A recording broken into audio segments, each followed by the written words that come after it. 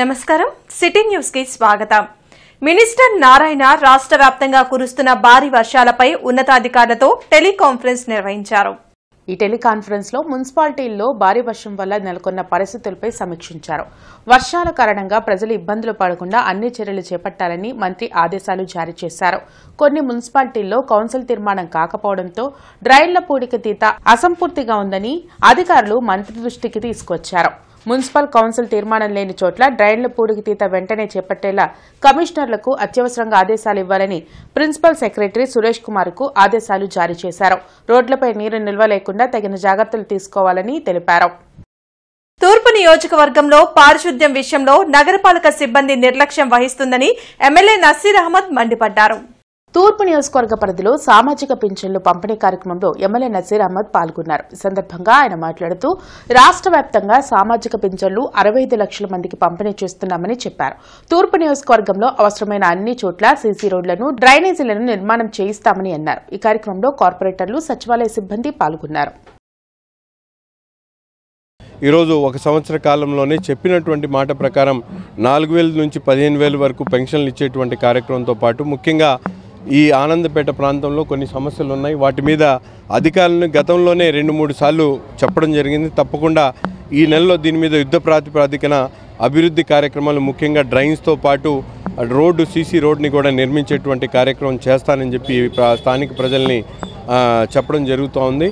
కొద్దిగా నగరపాలక సంస్థ వర్కర్స్లో ఎక్కడో కొద్దిగా లోపం కనిపిస్తూ ఉంది. ముఖ్యంగా శానిటరీ సెక్రటరీసు, అలాగే వెల్ఫేర్ డిపార్ట్మెంట్ సెక్రటరీసు, అడ్మిన్స్ పూర్తి స్థాయిలో బాధ్యతలు నెరవేర్చలేకపోతూ ఉన్నారు. దాని మీద ఎక్కడ ఆడిట్ అనేది, అకౌంటబిలిటీ లేకపోవడం కనిపిస్తూ ఉంది. దీని మీద ప్రత్యక్షమైనటువంటి శ్రద్ధ పెట్టి గుంటూరు తూర్పు నియోజకవర్గంలో అటువంటి సమస్యలు లేకుండా నేనే ప్రత్యేకంగా ప్రతి ఒక్క వీధిలో కూడా మా తెలుగుదేశం పార్టీ నాయకులు, కార్యకర్తలు, క్షేత్రస్థాయిలో కూటమి నాయకులందరినీ కూడా అప్రమత్తం చేసి ప్రజలకు ఎక్కడ ఇబ్బంది రాకుండా ఒక నెల కాలంలో పూర్తి స్థాయిలో గుంటూరు తూర్పు నియోజకవర్గంలో శానిటరీ కానీ అలాగే అనేక సమస్యల మీద కూడా దృష్టి సారించడం జరుగుతూ ఉంది.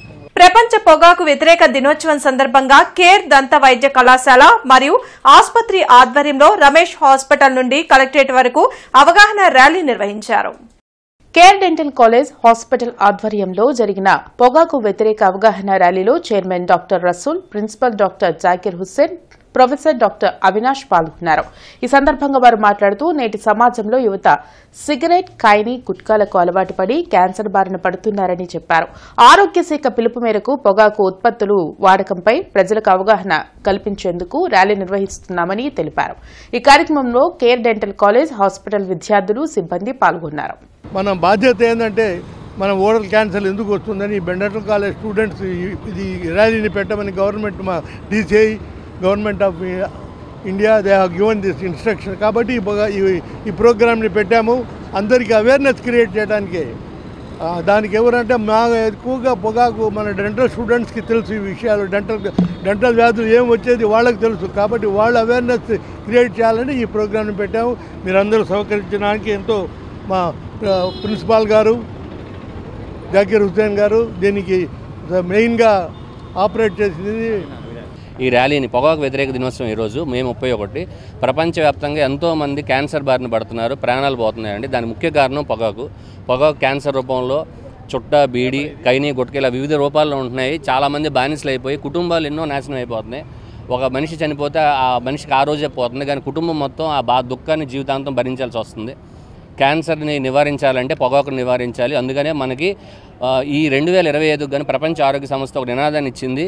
Okay, unmask the appeal, expose the tactics of nicotine industries. అంటే ఏంటంటే ఈ పొగాకు ఉత్పత్తి చేసే పరిశ్రమలు ఏవైతే ఉన్నాయో వాళ్ళు రకరకాల ప్యాకింగ్స్తో, అందమైన ప్యాకింగ్స్తో ప్రజల్ని మభ్య పెడుతున్నారు. ప్రజలు ఏంటంటే ఆ పొగాకు వల్ల వచ్చే దుష్పరిణామాలను మర్చిపోయి కేవలం అది 2 నిమిషాలు ఇచ్చే ఆనందాన్ని మాత్రమే ఆలోచిస్తున్నారు తప్ప దానివల్ల వచ్చే దుష్పరిణామాలు, క్యాన్సర్, తర్వాత చాలామంది చనిపోతున్నారు. కాబట్టి యువత ఎస్పెషల్లీ దీని మీద శ్రద్ధ పెట్టి పొగాకు వ్యతిరేకంగా ఈ పోరాటంలో కొనసాగించాలని. కూటమి ప్రభుత్వం విద్యార్థుల జీవితాలతో చెలగాటమాడుతుందని ఏఎస్ఎఫ్ రాష్ట్ర ప్రధాన కార్యదర్శి బందెల నాసర్జీ మండిపడ్డారు. కొత్తపేట మల్లేలింగం భవన్లో జరిగిన మీడియా సమావేశంలో అఖిల భారత విద్యార్థి సమాఖ్య నాయకులు బందెల నాసర్జీ యశ్వంత్ పాల్గొన్నారు. ఈ సందర్భంగా నాసర్జీ మాట్లాడుతూ విద్యాశాఖ మంత్రి నారా లోకేష్ విద్యా వ్యవస్థను నాశనం చేశారని దుయ్యబట్టారు. 10వ తరగతి పరీక్షా పత్రాల కరెక్షన్ కేవలం 6 రోజుల్లోనే పూర్తి చేశారని అన్నారు. గతంలో సుమారు 20 రోజులు పైగా సమయం పట్టేదని, ఇది మంత్రి నారా లోకేష్ తప్పిదమేనని అన్నారు. గతంలో ఉన్న విధంగానే విద్యా వ్యవస్థను కొనసాగించాలని డిమాండ్ చేశారు. ఈ కార్యక్రమంలో ఏఎస్ఎఫ్ నాయకులు పాల్గొన్నారు. నిన్న మహానాడులో చూసాం, అనేక మంది నాయకులు మాట్లాడుతూ ఈ రాష్ట్రంలో ఏ కార్యకర్తగా ఏ దేశంలో ఉన్నా ఏ రాష్ట్రంలో ఉన్నా ఎక్కడున్నా కూడా కార్యకర్తలు ఇబ్బందులు పడి ఒక్క మెసేజ్ చేసే చాలు నారా లోకేష్ గారు స్పందిస్తామని చెప్పని. మరి ఇన్ని వేల మంది విద్యార్థుల జీవితాలు చెలగటమాడుతున్నటువంటి ఈ ప్రభుత్వ హయాంలో కనీసం నారా లోకేష్ గారు నోరు తెరిచి ఒక్క మాట అంటే ఒక మాట కూడా ఈ 10th క్లాస్ రివాల్యుయేషన్ మీద మాట్లాడలేదు. అనేక మంది రెసిడెన్షియల్ కాలేజీలకు వెళ్ళైపోయారు, IIIT కాలేజీలకు వెళ్ళైపోయారు. కాబట్టి వారి జీవితాలతో పూర్తిగా ఈ కూటమి ప్రభుత్వం చెలగాటమాడింది.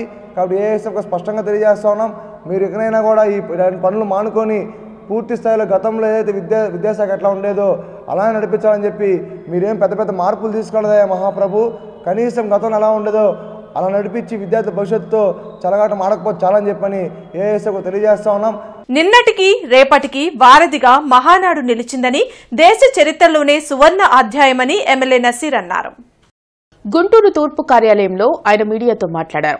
సీఎం చంద్రబాబు నాయుడు ఆధ్వర్యంలో తెలుగుదేశం పార్టీ ప్రస్తుత ప్రజా మార్పునకు అనుగుణంగా పనిచేస్తుందని తెలిపారు. ఇలాంటి చారిత్రాత్మకమైన కార్యక్రమంలో తెలుగుదేశం పార్టీ కార్యకర్తల్లో నూతనోత్తేజం వచ్చిందని చెప్పారు. కార్యకర్తకు కూడా అండగా ఉండేటువంటి కార్యక్రమాన్ని ఈరోజు పెద్ద ఎత్తున తెలుగుదేశం పార్టీ చేస్తున్నటువంటి పరిస్థితి ఉన్నాయి. ఈ 6 శాసనాల ద్వారా రాష్ట్రంలో రాష్ట్రంలో సామాన్య మానవుల దగ్గర నుండి రాష్ట్ర అభివృద్ధి దగ్గర నుండి కార్యకర్తల మనోభావాలను గౌరవిస్తూ మారుతున్నటువంటి పరిస్థితులను పూర్తిగా అవగాహన చేసుకొని స్త్రీలకు సమానమైనటువంటి అవకాశాలు కల్పిస్తూ యువకులకు ముందు దిశ నిర్మాణం చేసేటువంటి కార్యక్రమాన్ని తెలుగుదేశం పార్టీ పోషించబోతా ఉంది. ఈ రాష్ట్ర భవిష్యత్తు కేవలం తెలుగుదేశం పార్టీ ద్వారానే సాధ్యమవుతుందనేటువంటి విషయాన్ని గర్వంగా చెప్తూ నిన్న మహానాడులో ఏ విధమైనటువంటి ఉత్సాహంతో మీరందరూ పనిచేశారో ప్రతి ఒక్కరికి కూడా పేరు పేరున ధన్యవాదాలు, శుభాకాంక్షలు తెలుపుతూ మీరందరూ కూడా ఒక అకుంఠిత దీక్షతో రాబోయేటువంటి రోజుల్లో ఈ రాష్ట్ర అభివృద్ధి కోసం దోహదపడేటువంటి విధంగా ప్రతి ఒక్క కార్యకర్త కూడా తెలుగుదేశం పార్టీ జెండాను ఎత్తినటువంటి జెండాను దించకుండా ముందుకు సాగాలని చెప్పి పిలిపిస్తూ నగరంలోని 7వ వార్డ్ 29వ సచివాలయం గుంటూరు వారితోటలో పెన్షన్ పంపిణీ కార్యక్రమాన్ని ఘనంగా నిర్వహించారు. ముఖ్యమంత్రి నారా చంద్రబాబు నాయుడు ఆదేశాల మేరకు ఈ పింఛన్ల కార్యక్రమం నిర్వహించారు. ఈ కార్యక్రమంలో గుంటూరు నగరపాలక సంస్థ డిప్యూటీ మేయర్ షేక్ సజీలా, 7వ వార్డు ప్రెసిడెంట్ కుద్దూస్, 29వ సచివాలయం అడ్మిన్ సునీత, సచివాలయం సిబ్బంది, ప్రజలు తదితరులు పాల్గొన్నారు.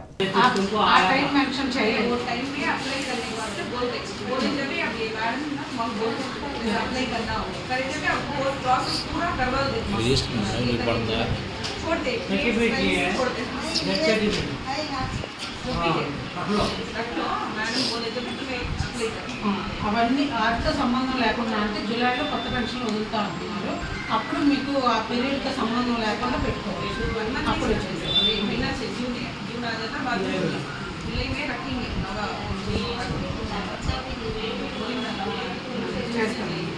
మానవతా స్వచ్ఛంద సేవా సంస్థ గుంటూరు వారి ఆధ్వర్యంలో పోటీ పరీక్షలు రాసే అభ్యర్థులకు రేపు ఉచిత శిక్షణ ఇవ్వనున్నారు. AP high court, DSC, SGT, school assistant, constables, railway group D, banks అన్ని రకాల ఎంట్రన్స్ పరీక్షలకు అవసరమైన general knowledge, English, mental ability ఉచిత శిక్షణ జూన్ 1వ తేదీ ఆదివారం ఉదయం 11 గంటల నుంచి మధ్యాహ్నం 2 గంటల వరకు జిల్లా గ్రంథాలయ సంస్థ అరండలపేట 5/3లో ఉచిత శిక్షణ ఇస్తున్నట్లు తెలిపారు. శ్రీ లలిత నృత్యాలయ 3వ వార్షికోత్సవ వేడుకలు అన్నమయ్య కళావేదికలో ఘనంగా నిర్వహించారు.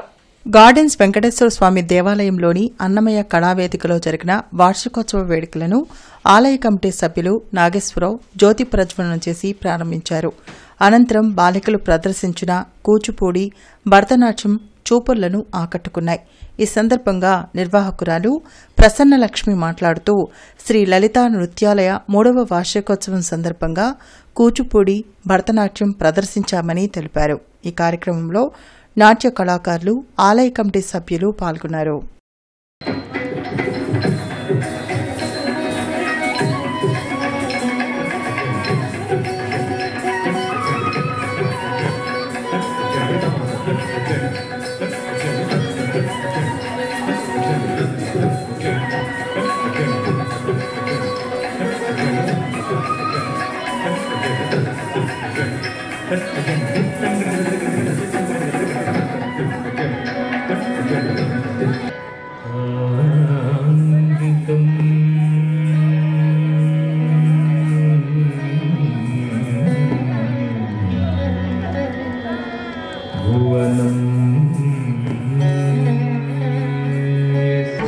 విద్యాలయ 3rd యానివర్సరీ సెలబ్రేషన్ చేసుకుంటున్నాము. సో ఇందులో భాగంగా స్టూడెంట్స్ అందరూ చాలా చక్కగా ట్రైన్ అయ్యారు.